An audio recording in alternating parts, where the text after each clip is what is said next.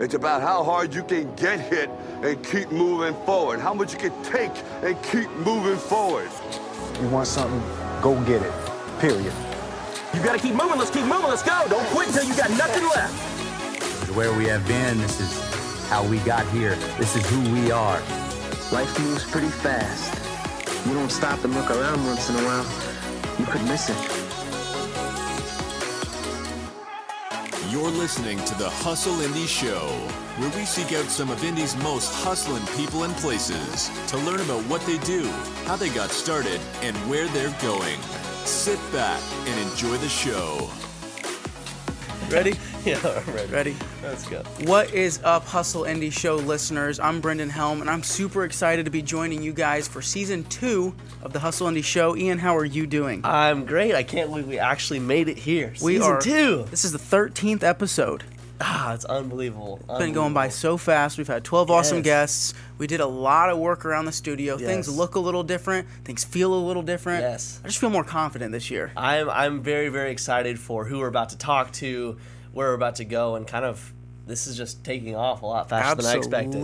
Absolutely. This season, we've got all kinds of new content opportunities, some awesome guests. We've got lots of things lined up, and we're really excited to see kind of where this new season, where this new content takes us, where the people that are going to be joining us are going to be going, and just learning more about awesome people and sharing them with you all in the world. Yeah, I just think there's a lot to be learned from other people, and it's sometimes important to take a minute and listen to other people and see what their life was all about and what we can learn from it. So I'm glad that we get to do it, and then we get to share it with all of you guys as well. Such a cool opportunity. Absolutely. It's been a while since the listeners or viewers have heard from us. So yeah, catch them up to speed. How you been? What do you got going on? What have you been up to? Man, well, Christmas break was great. I went down to Florida, saw the family.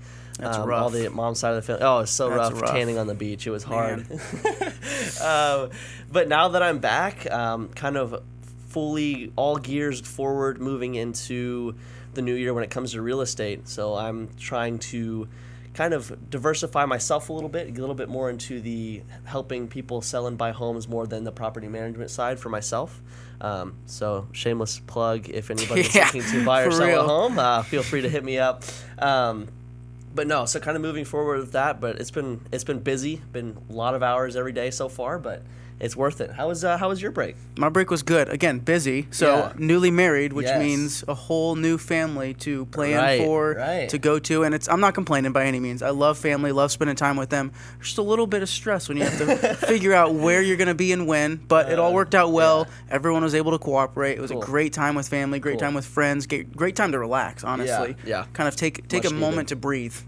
And I think especially after after this year and going into this next year, it kind of just gave me a second to, you know what, relax, look forward, let's get things figured out, and let's go. I completely agree. So, yeah, it was really nice. I was able to take a trip to California not too long ago and just really enjoyed the weather out there and go on some hikes and just kind of, again, breathe for a second. Yeah, no, I think it's important to, as much as we like to talk about the hustle and the work, it is important to take a break. So I'm glad that we were both able to do that. And that being said, I think we're ready to talk to some awesome people and give those people some awesome content. No, I'm super excited to learn all about them. Again, give them an opportunity to share their story, share their business, share their grinds and their hustles and how they got to where they are. Yeah, I agree.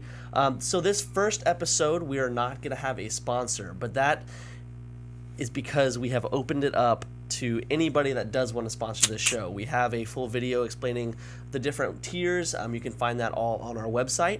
If you are interested in sponsoring this show or know someone who might be, feel free to take a look at that. Our goal with the sponsorship is to kind of be more of a partnership. So do you want to kind of hit on like what our goals with that would be a little bit? Yeah, so the whole idea of sponsorship, I don't like the name sponsor, but that's what it is.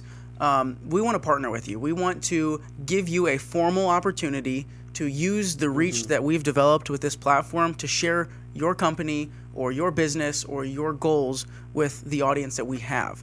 And so we've got 4 different packages that you can choose from, and basically they range in price and they range in what exactly you're getting for that price. So we've got 4 packages. If you want to be a sponsor, if you want to formally partner with us, go ahead and reach out. You can go to our website, thehustleindie.com. Again, that is thehustleindie.com.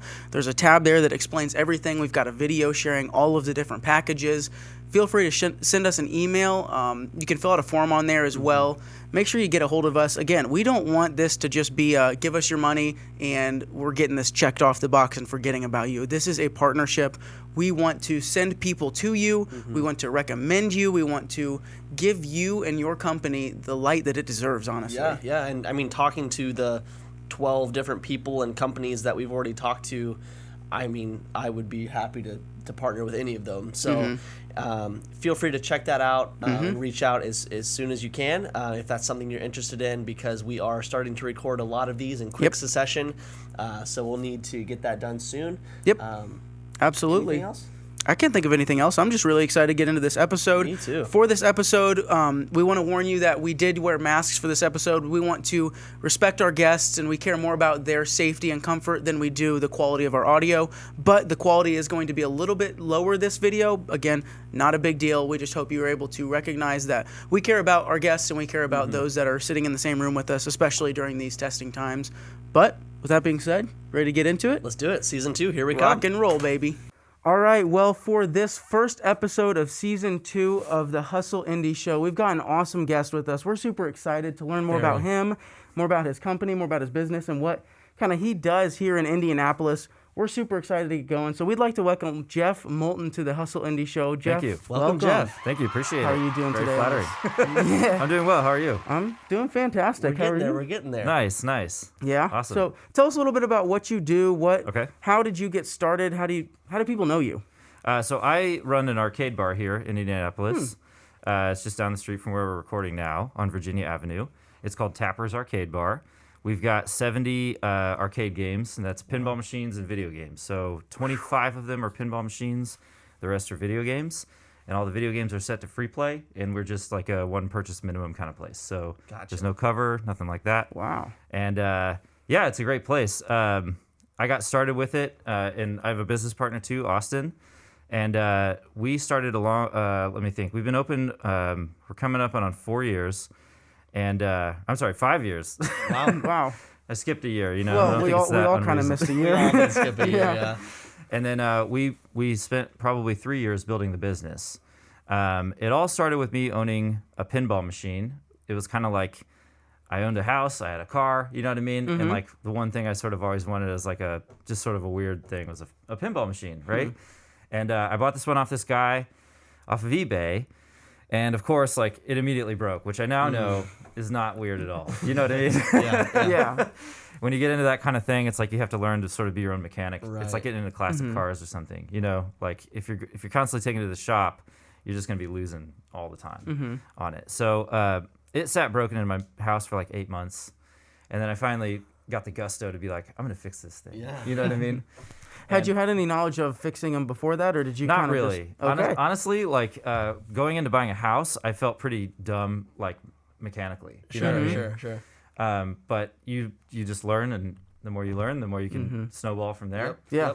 And that's actually a big reason why when I decided to turn it into a business, a lot of people that collect arcade games describe it as catching a bug or something like that. You know, they say that all the time. It's like, you got the bug. And it's like, you get one machine in your house, and it's like your new addiction. You know what I mean? Yeah. Next It's a thing you very know, unique toy to have. Yeah. And people get excited when they see it, and then when you get kind of good at fixing them and stuff, like, and that's usually like the thing that people get hung up on is that they're a maintenance slog all the time. These games. I bet that's not fun for you on the business side of stuff. I enjoy it when it's in the shop. You know what I mean? Yeah. And it hasn't reached the store yet or whatever, so to speak, because then it's like there's a deadline every day to open. Yep. You know, when you run a business, but when it's just in a garage, you know, it's kind of like a free like creative time. You know what I mean? Yeah. There's not like a deadline, so it depends. I would say like it's fun to fix them when it works. You know what I mean? Yeah. When you're chasing down this rabbit hole of something you just can't figure out, that can get very frustrating. But yeah, that's pretty much how we started. So about probably a year after owning this pinball machine, I started buying video games, and then next thing I know, I had a business partner, and it came from seeing an arcade for the first time since I was a kid. Gotcha. In Chicago.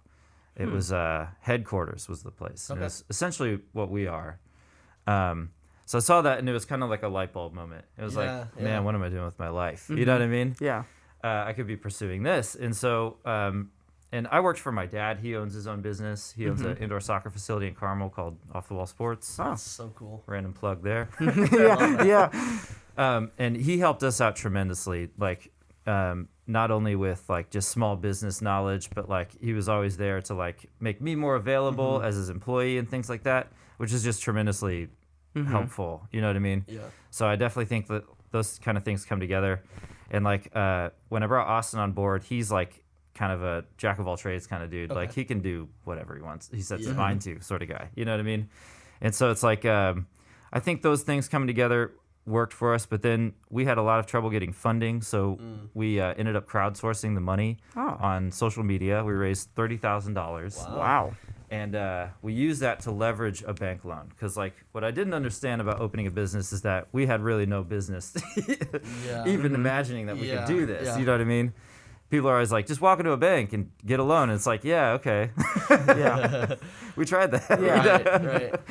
So that's kind of the background. But I think because of it, doing the sort of grassroots approach, not just getting a bank loan, Right. it's really helped us like connect with local people and the community and all that People stuff. really have an interest in it then. Well, yeah, and they feel invested too. Absolutely, yeah. And you know, so we're sort of, it kind of became like an underdog kind of thing, and we're very proud of what we've done. And then we were able to, what was it, 2 years in, expand and double in size. Wow. Because initially we were honestly just too small. Yeah. So, yeah, it's been awesome. And then, you know, this year has been a challenge, of course, but that's not unique to anybody really running a brick and mortar place.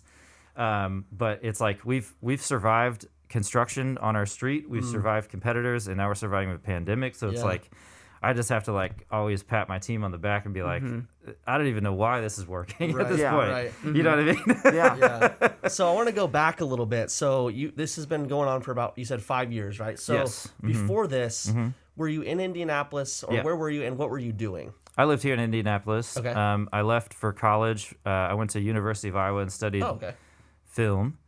And then I came back and basically I got offered a job because I'd been working for my dad. Like he built that place when I was like 11.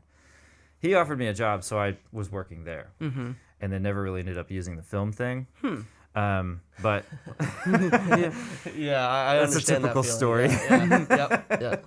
And then Austin was also in a similar kind of boat. He also went to film school, but he went down to Full Sail, and he was actually more of like a tech Okay. for PSAV, I think was the company. Okay. And they do like corporate installations of just like projectors and things like that, sound, all that sort of stuff. So if you have a big conference, you might hire them, you know what I mean? Gotcha. Or Yeah. Marquis or Yeah. one of those companies. So that's what he was doing. So that translates very well to running a bar, you know what I mean? Yeah. Because like we understand how our AV stuff works. Yeah. You guys have the best AV stuff in the state. Yeah. And then, you know, I'd say the main thing I got out of film school was learning Photoshop, which, I mean, that helps infinitely It's a running beast. social media and stuff Yep. like that. Yeah, absolutely. So how did So- you two cross paths, you and your partner? It was actually through a mutual friend, our friend Andrea. Okay. I can't remember if I was living with her at the time. She was a roommate of mine, but we also kind of grew up together. And then they were like dating, you know, and that's how we met Okay. initially. Gotcha. Both with the film background, Yeah, just yeah. clicked. Yeah. Yeah. And so that's how we got to know each other. And we also both were in bands and stuff like that. You know, I think both of us wanted to do something kind of creative. Yeah. Yeah. And definitely running a small business keeps you on your toes. Oh, yeah. I'm sure you guys know that. Yeah, it's a lot harder than people probably make it look sometimes. Oh, yeah. But so what was like the moment, or what really sparked you guys to actually go forward and do it, instead of just, oh, hey, this is a great idea some guys have. Yeah. You know, taking that step and like, let's put this into action, let's go do it. What kind of sparked that? It was really like I'd been wanting to go off on my own and do something for a while. And like I said, kind of, so I'd been, I guess, open to something. You know what I mean? And it was that light bulb moment when I was standing inside of an arcade for the first time since I was a kid, where I was just like, because I was kind of, you know, apart from all of that, it's like wanting to start a business and all that. I was definitely a video game and pinball enthusiast. You know what I mean? Like already. And like it was the kind of thing that like it just fell out of favor at a certain point, like around, that it's kind of waxed and waned in popularity since its inception, really. And by like the 2000s, they were pretty much gone. You know what I mean? Yep. And it's something I was a big fan of, obviously, but I honestly played more like home console stuff. You know what I mean? Yep. And like, if you had asked me 5 minutes before I walked into that place, if I knew a lot about arcade games, I'd be like, oh yeah, you know what I mean? Yeah. But then seeing one again for the first time in such a long time, like a really full, filled out arcade, it was like, oh man, I really haven't seen these in such a long time. Maybe I don't know as much as I think I know. You know what I mean? And it was that moment. And then when I asked Austin if he wanted to be a part of it, I was already kind of I very much knew what direction I was going. Gotcha. You know what I mean? And like every machine I was buying after the first pinball machine was for that purpose. Okay. So did you originally store everything at your place, and then once you found your Yeah. Yeah. I had 25 games in my house. I Wow. sold all my furniture. I moved in roommates to help me pay for the games. It was like a very much like a, just going full throttle. I bet it was a fun time though. It was chaotic and awesome. Do you still have a bunch of games in your house, or do you? Yes, I do. Okay. Yeah, that took me a while to actually get under control. After the business got open, it was like I had to like slowly convert my living room back into a living room, not a shop. You know what I mean? Yeah. Have you found? So have there been more challenges with having a business as your hobby, or has it been more rewarding? It's both, I'd say. Like it can be great. Sometimes I get burned out and I have to just sort of like take a break from it on the hobby side. Because I do the same thing at work that I do at home. You know what I mean? But I collect other things too. So it's like, I'm just kind of a collector. You know what I mean? I have comics and records and all kinds of crap. So I usually just switch into another lane on the personal side for a while when I get tired of the arcade. But it's I'd say it's mostly rewarding though, because they feed into each other, and it's like I kind of have way more connections than I would normally have just being just a collector at home. You know what I mean? It's like sometimes things just come to me because they're actually coming to tappers. You know what I mean? Yep. It's like people are familiar with that business more than they are myself. You know what I mean? Yeah. So yeah, definitely. And I've actually kept a sort of like a side collection of just like weird games. You know what I mean? That like Cool. I don't really think would do well in the bar necessarily, but I like them kind of thing. You know what I mean? That's awesome. That's awesome. Yeah. So so the other kind of arcade bar in town is 16-bit. Yeah. So how do you differentiate yourself? How is that? Do you guys ever work together? Is it purely competition? Or like how does that kind of work with you two being kind of similar? Or how are you guys different? What the thing has been told to me a bunch. People always ask me my opinion about 16-bit, and I'm like, I've been there once. Okay, gotcha. It's fine. We actually looked at a lot of their Ohio locations when we were doing. So they're more of a like a, I don't know if corporate structure is the right way to say it. Franchise. Gotcha. They're a bigger company than we are. Yeah. And so I think that gives us an advantage of being the local guy. Yeah. And not only that, it's like there's like 5 of us that work on games that are there every day, pretty much. Yep. So I'd say that's our distinct advantage. Their distinct advantage is they have a lot more money than we do. You know? Sure. Like their space, obviously they dump more money into than we did. Right. So it's been told to me that like we feel like an arcade that has a bar. They feel like a bar that has arcade games. Gotcha. You know what I mean? Yep. I hear that all the time, and I think that's what people are trying to say. So I would guess that our maintenance on the machines is probably a little bit more snappy. Right. Yeah. But they obviously have they've got a bigger selection of alcohol and stuff like that. So we kind of go more like our bar manager. He always focuses on like quality ingredients rather than quantity of ingredients. If that makes sense. Like we don't have a lot of just straight up super sugary. We call them woo girl drinks. Yeah. Spring break party type stuff. Sure. So I think that's pretty much the difference. But it's also like Fountain Square is different than Mass Ave in Indianapolis. Very. Yeah. They're 2 different nightlife crowds. And I definitely know that we have customers that go to both places. So I don't think too much about that kind of stuff really. I just try to stay in my lane and focus on what I'm doing. But it it was definitely kind of frightening at first. Yeah. You know, hearing that a place that has a lot of money is coming in and they're dropping like millions. You know, Right. Yeah. Right. whereas like we strung a place together with 30 grand. You know what I mean? Sure. Yeah. Yeah. So, but you know, it's been fine, and we've kind of talked to them a few times about trying to do like competitions and stuff. Yeah. But honestly, I just don't think they really have anybody there that's in it for the games. Gotcha. Yeah. You know what I mean? Yep. Like, and I don't mean that as a knock. Sure. It's just the way it is. Right. Yeah. Right. So I don't think there's going to be any, like, they don't do tournaments or anything like that. So I don't think there's going to be a lot of that, but I'm always open to the idea. You know what I mean? Right. Have there been any like opportunities or connections or networking things that have come about through the business that have just really stood out to you? Oh, yeah, there's been a lot of crazy stuff. I mean, like, a guy came on board, like, very early on and just for volunteered to do Simpsons trivia.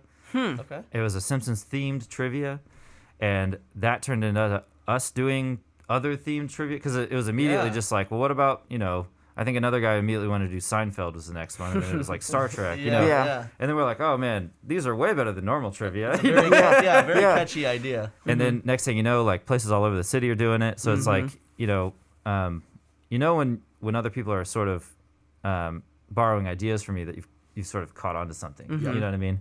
He figured that out from other cities and stuff like that. But we have endless like relationships with breweries and things like that. And that's more Austin's realm. You know what I mean? Gotcha. But I work with a teacher at IUPUI that he teaches a video game class, like Really? making video games. That's pretty Wow. cool. And we showcase off a lot of his students' work.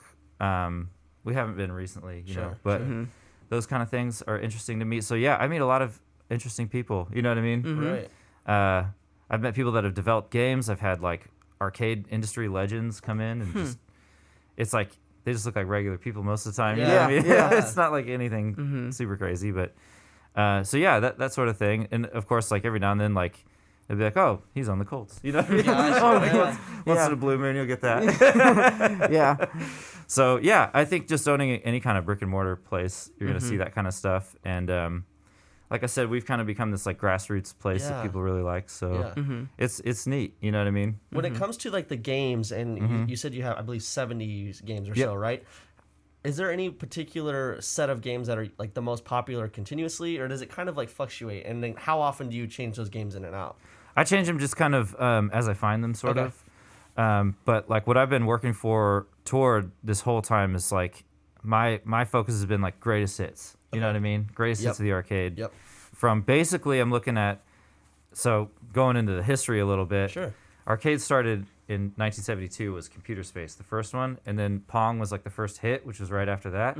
And we actually have a Pong table in the Wow. bar, so That's awesome. we go all the way back to Pong. You know? Yeah. That's so cool. And then I usually cap it around the year like 2000 when the arcade sort of died off the Okay. first time for video games. Gotcha. For pinball machines, we're straight up new pinball machines mostly. Like just because keeping it old. I don't know if you guys are familiar with the Pin Vault. They're also here in Fountain Square.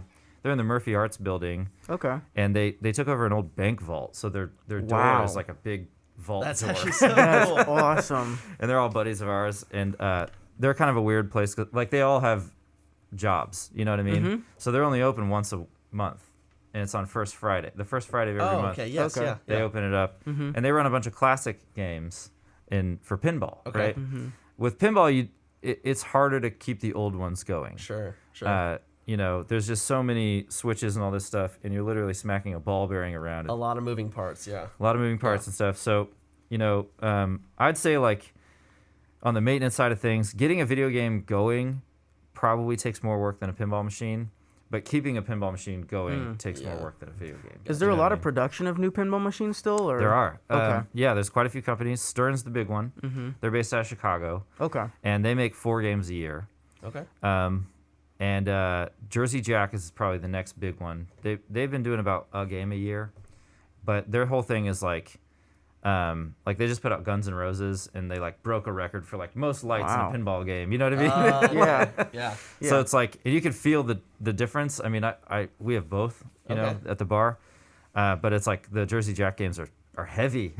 Like you can tell there's a lot in there. Yeah. You know, and there's other companies too. So pinball is actually alive and well for the first time since about the year 2000.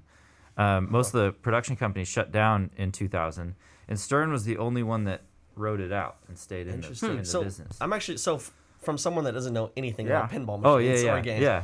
How do you, as a pinball machine maker, differentiate between pinball machines? So there's layouts and there's themes. Okay. Like basically like any licensed.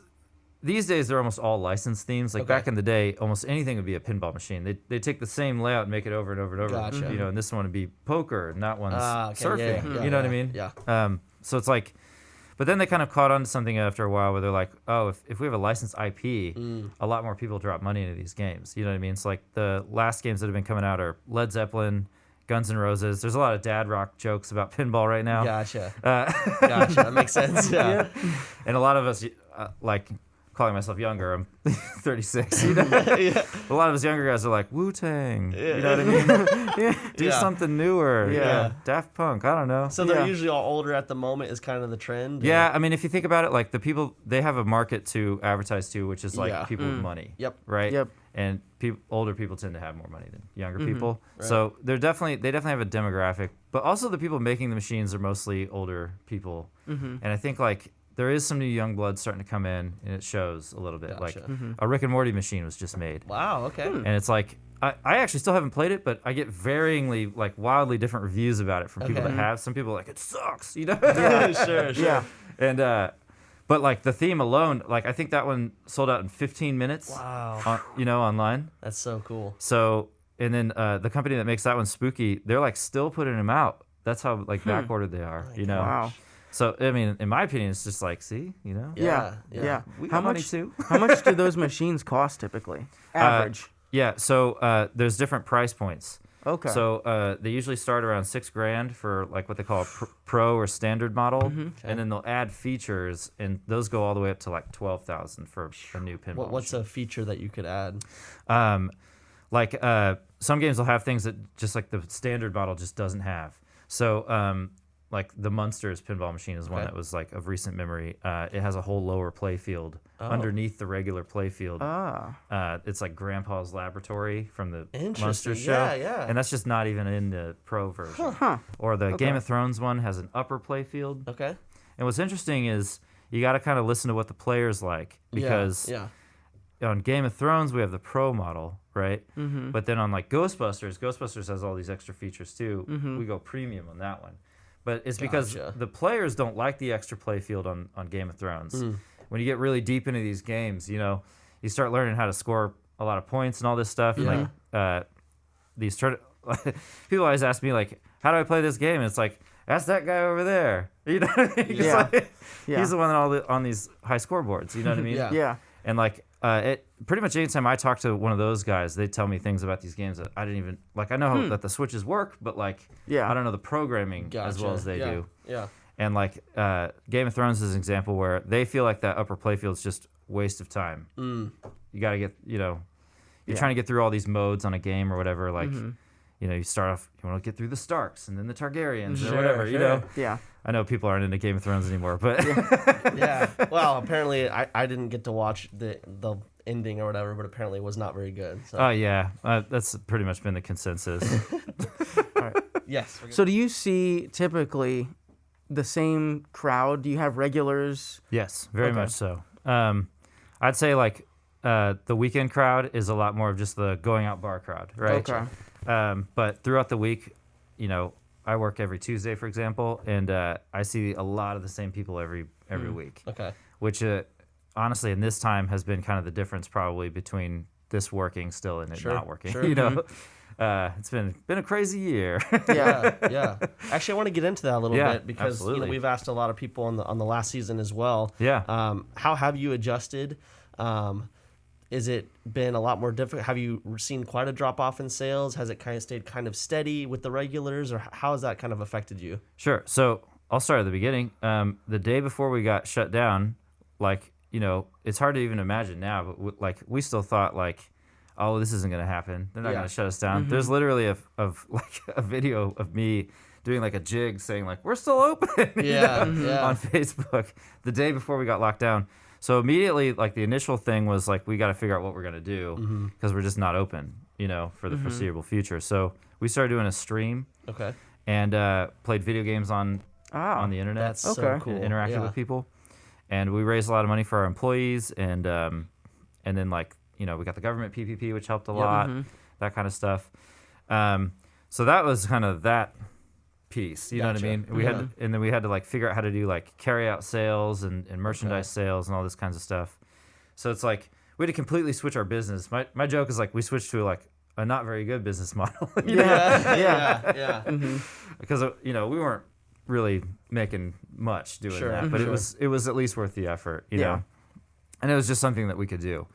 But then when we kind of got back to it, we were open for like a couple weeks, and then they shut us down again. And which those are like impossible conditions to survive under. You know, like the worst thing for any customer is to show up and like ruin their experience, kind of, and just they think you're open and then you're not. Like that sucks, That's the worst, So we called the health department and kind of worked out a way to get back open. Gotcha. And we were kind of saying that like, yeah, we're a bar with no food, but like, can we just be an arcade, And actually the conversation didn't really make any sense, honestly, because it was like, they were like, oh yeah, you guys can open back up as an arcade. And then we're like, cool, so what do we do about the bar? Like, oh, just keep it open. What? Okay, so when you closed us, that's frustrating, But since we've been back open, I'd say sales have been wavering from about like, down from normal, probably 20 to 30% of what's normal. Gotcha. So like we're only doing like 20% of sales most nights, probably. Gotcha. So it's significantly down. Yeah.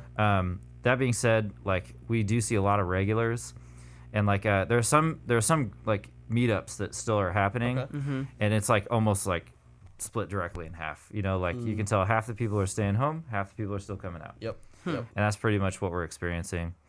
I've kind of gathered that like a lot of people that work from home just stay home and don't do anything. Yes. And people that have to go out for work, you know what I mean? Like, like I have to be at my bar. Right. And so does everybody else that works there, like we can't do it remotely. Yeah. So I think when you work out in the public, you get a little bit more comfortable with being out. You seems to be the trend. Yeah. My roommate actually works from home, and he's home almost 24/7. Right. So anytime that we go out together and we drive out of his mile radius that he's usually in, he's like, wow, this is the real world. It's still out here. So exactly. That definitely has affected people quite a bit, I think. Absolutely. Just realizing that life still is happening outside of your home. Yeah. I do think though, my prediction is that when it gets better every now and then, you know what I mean? Yeah. And I think people are getting more comfortable with it, honestly. And honestly, I think what's going to happen, and nobody knows, right? Yeah. But when we sort of see the light at the end of the tunnel, I think people are so bored that they're gonna gonna be coming out in droves. It's probably gonna be madness. Which means you In a and other great business way, owners are gonna have to prepare for that. Yeah, absolutely. Yeah. So we'll probably have to staff up and things like that. So hopefully it comes up like not super fast. You know what I mean? Yeah. Right. And that's kind of a question I have is how do you plan on or currently marketing yourself? And do you ever have plans to expand again? And where do you see that going? We were talking about another location at one point. Obviously, that's not happening right now. Sure.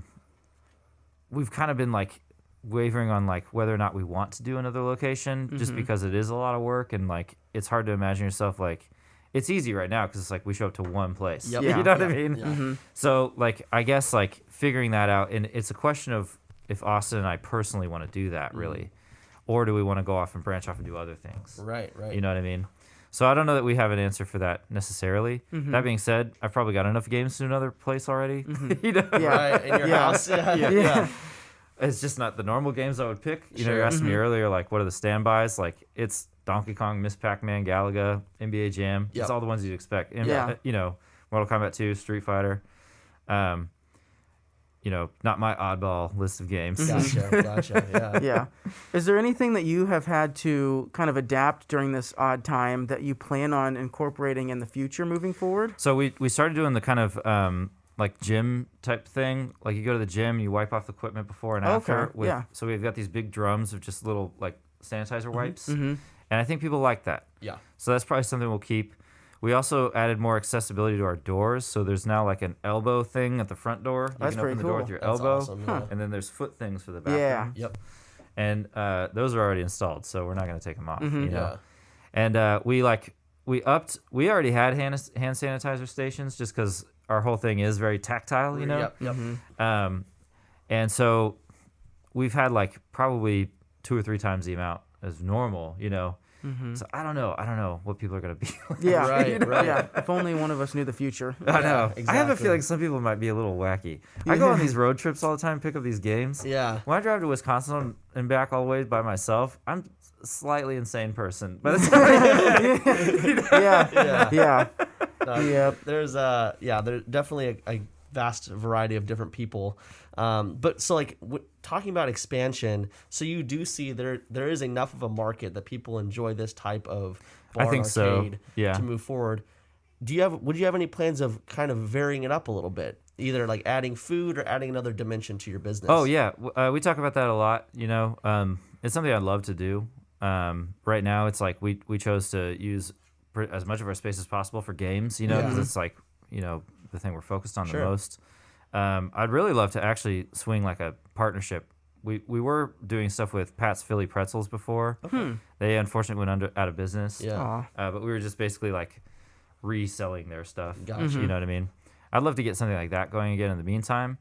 But yeah, I mean, down the road, having food would be sweet. It's one of those things where it's like there's a lot of spoilage and stuff with food, so it's like it's a different ball game, you know. Yeah. Oh yeah. So I don't know. I totally understand why some bars don't do it. Yeah. You know? But yeah, that's a possibility. We've always got ideas floating around. You know what I mean? I mean, I think like we'll probably get back to doing a lot of events Gotcha. first. You know, when things kind of are back to normal. Prior to, did you do a lot of events?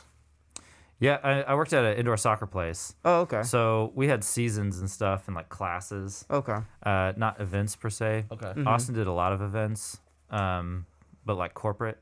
But it's kind of funny doing the events as a bar with 2 guys who've never owned a bar before. Like, I think we kind of stumbled into some good ideas accidentally. Yeah. And that's oftentimes what happens. I feel like a lot of ideas come from people that really don't know anything and just like, here, this is how it should work. Oh yeah. And I feel like it sometimes just works Oh really yeah. well. I mean, it's like music, right? Like Yeah. music changes every like 10 years, right? Yeah. And it's because like a lot of young kids start playing and they just are making up something new. And you know, it's Yeah. like the lack of experience is almost a good thing. Yes. You know what Yeah. I mean? Brings in a fresh perspective. Yeah, absolutely.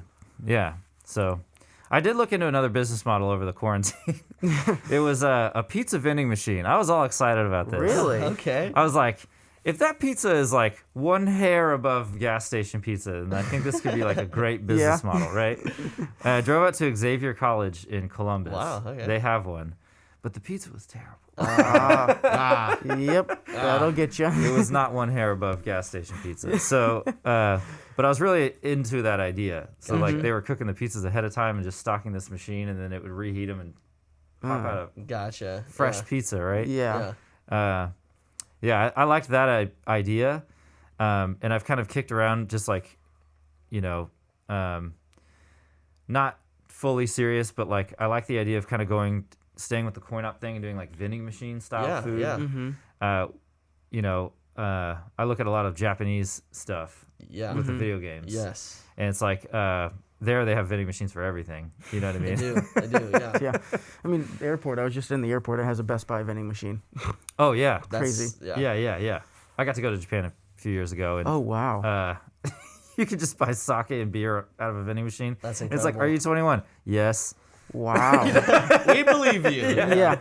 No ID check, nothing like that. Incredible. There you go.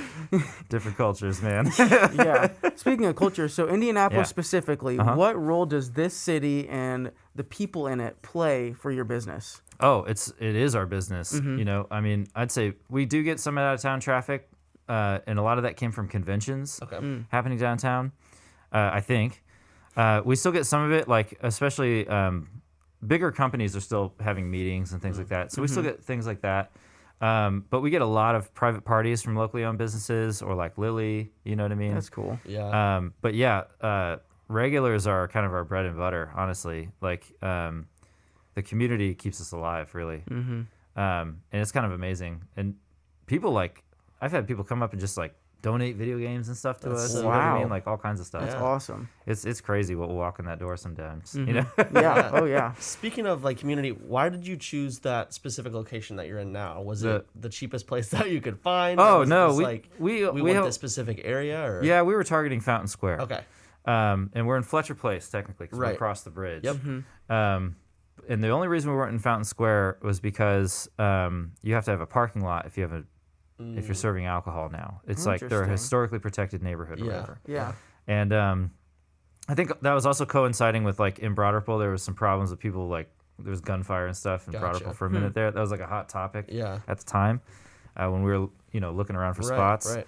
And I heard a lot of speculation from Fountain Square people that's like it's just too many bars packed together. You know what I mean? Yeah. That was the theory, but it's also like a college area. It is, so yeah.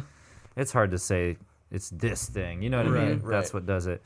No, but we wanted to be in Fountain Square. We just felt like it had the right vibe. You know, it's like people down here. It doesn't have the fully downtown vibe. It feels more like neighborhoody. Yeah. You know what I mean?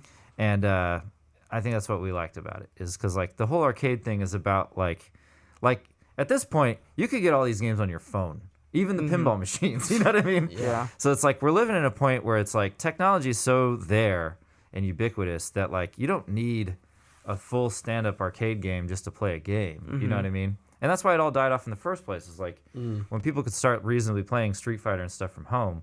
Why do they need to go to the arcade? Well, you're missing out on the social aspect. Yeah. You know what I mean? And I think also like just the whole thing of choice, like choosing is a tough thing. Like I have this whole theory about like the mind of a consumer. You know what I mean? Yeah. And it's like sometimes when you're at a shop, I definitely see this happen with people where it's like there's too much choice. You know what I mean? Yeah. Absolutely. Oh yeah. And you get like confused, and you start worrying if you're going to make the right choice or not. When a game the size of a fridge plays one game and there's one joystick and one, but it's just simple. Yeah. Yep. You know what I Yeah. mean? And it's not like picking Pac-Man off on your Xbox Yeah. list of 1,000 Yeah. games. Yes. Scrolling through It's an app one store. game. You know? Yeah, Yeah. No, I actually did a study on this. I was a marketing major. I did a study on this, and they did it in a grocery store, and how like this one store had 50 types of jams, Right. and they actually sold less when they only served 10 types of jams, Right. Because Yeah, there's yeah. less choice. People were like, okay, well here's what I have. Let me actually pick from this. So there's actually science behind that theory. Oh yeah. This happens to me when I go to those like we've got 1 million beers on Yep, tap. yeah. I'm just like too hard Yep. because I know what that is. Right. You know what I mean? Yeah. Right. No, absolutely. Yeah. Absolutely. Yeah. Absolutely. So if there was someone that was looking to get into whether it's the arcade industry or Yeah. whether it's the bar industry, what one piece of advice would you share with that person? Oh man, if you're trying to open a bar, I'd say get used to fixing things. Yeah. Gotcha. Do your own plumbing. I guess honestly, like the DIY mentality is what I would preach personally, because if you understand how to fix an air conditioner or whatever, you don't have to always pay somebody to do it. Yeah. You can still pay somebody to do it. You know what I mean? Yeah. But a lot of people, I think, lose a lot of money doing things like that when they go into business. They sort of imagine themselves as the boss. Oh yeah. And the one, because before this, I came from an environment where I was the boss's son, right? And everybody thinks, oh, I get to get away with anything. It's the opposite. The opposite is Yeah. true. Yeah. I get chewed out at work and at home. That's, yeah. Yep. So you have to be the example when you're the boss. And I think like a lot of people, they focus so much on what they want it to be and everything. They don't imagine themselves actually doing it day to day. And you can pay people to do things, but anybody you pay isn't going to do as good of a job as you are. You know what I mean? Because it's not their thing. And that's just another psychology thing, That's true for everybody. I take care of a house that I own way better than any rental property I ever rented. Yeah. It's not just quality of character. It's just that like, at the very end of the day or whatever, it's like I'm on the line and Austin's on the line. Yeah. You It's know your what I mean? investment. So yeah, we're invested in it fully. We can't walk away from it really unless Sure. unless it just ceases to be. So I guess it's just like make sure you really want to do it because like you're gonna dig in and it's gonna be your life. Yeah. yeah. Yeah. So if you don't like it, then it's probably not gonna be that fun. You know what I mean? So But- tappers, are you open right now? We are. You are. What are your hours and how can people get to your location? So we're on Virginia Avenue, downtown Indianapolis. We're right off a highway exit. 65 and 70 gets you here. Perfect. And we're open 4 to midnight Okay. on through the week. and noon to midnight on Saturday. Awesome. We used to stay open till 1 on Friday and Saturday. That is not Not okay right currently now. happening. But we'll probably go back to that whenever things Okay, cool. go back to And normal. yeah, if there are people that want to get a hold of kind of your company to learn more about you guys, or maybe you even, what's the best way for people to reach out and learn more about you guys or get in contact with you? Social media. Okay. We respond the fastest that way. We this is an unconventional choice for a business owner. We don't answer the phone very often. Yeah. Understandable. Yeah. But that helps. That's one less person. Gotcha. Yeah. No, so email, but social media also. Those two things. Like if you hit us up on Facebook or Instagram, you'll get an almost immediate reply. Perfect. Because it goes straight to our cell phone. Gotcha. And that's with you everywhere. Yep. Yeah. Awesome. Yep. Well, Jeff, thank you so much for coming on. Thanks for having us, guys. Yeah, It has it was been awesome. awesome. Having me. Yeah. It's a pleasure. Well, Appreciate it. you represent everyone else. Yeah, so, yeah. Well, it was great learning more about your business, nice more to meet about you what guys. you've been doing and how you guys are moving forward. Awesome. Thank you guys for tuning into this episode. We look forward to seeing you in the next one. Adios.